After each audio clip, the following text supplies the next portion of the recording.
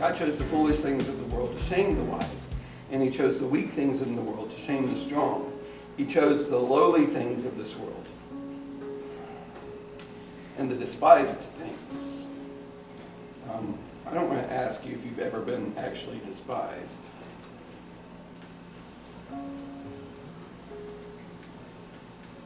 I probably don't need to, right?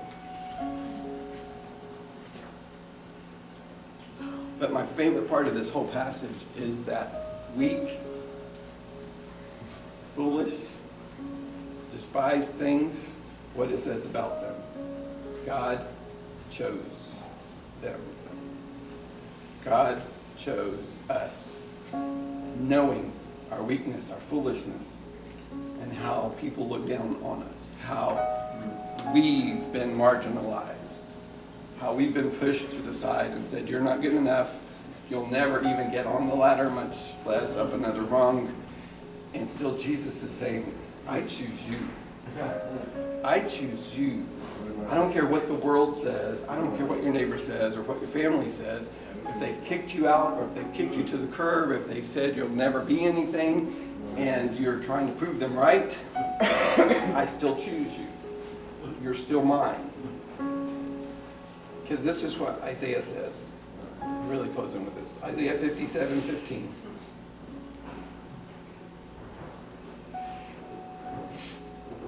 For this is what the high and exalted one says. Is that okay? If we choose the way of lowliness, if we go through the door of lowliness, is it okay for us to turn our eyes upward and say of God, He is the high and exalted one. I'm lowly, I'm here, but Jesus is exalted.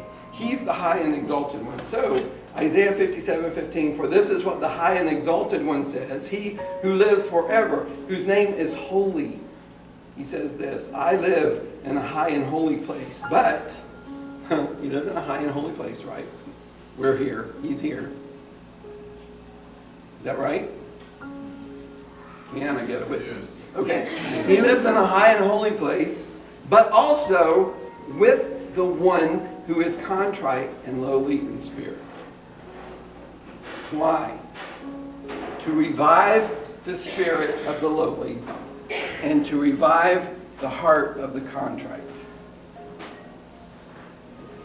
So, what you may see as despicable, what you may see as humiliation, God looks at it, and because you're in it, okay, I need for you to get this.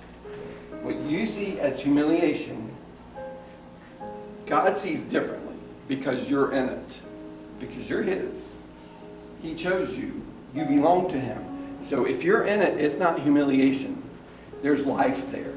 There's a way for you, by choosing the way of grace, the way of lowliness, there's a way for you to thrive through the hard times.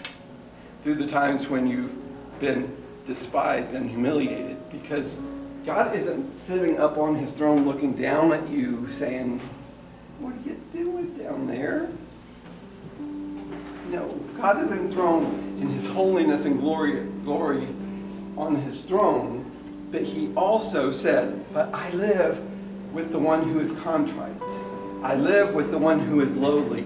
I'm there for the purpose of bringing life to that place, to revive the spirit of the lowly and to revive the heart of the contrite. There's something that comes out of that lowliness through the grace of God that changes our lives. Our problem is that we're still over here with the disciples trying to get through the door of greatness, trying to be somebody in our own strength when Jesus says, life is over here. This isn't life. Life's over here.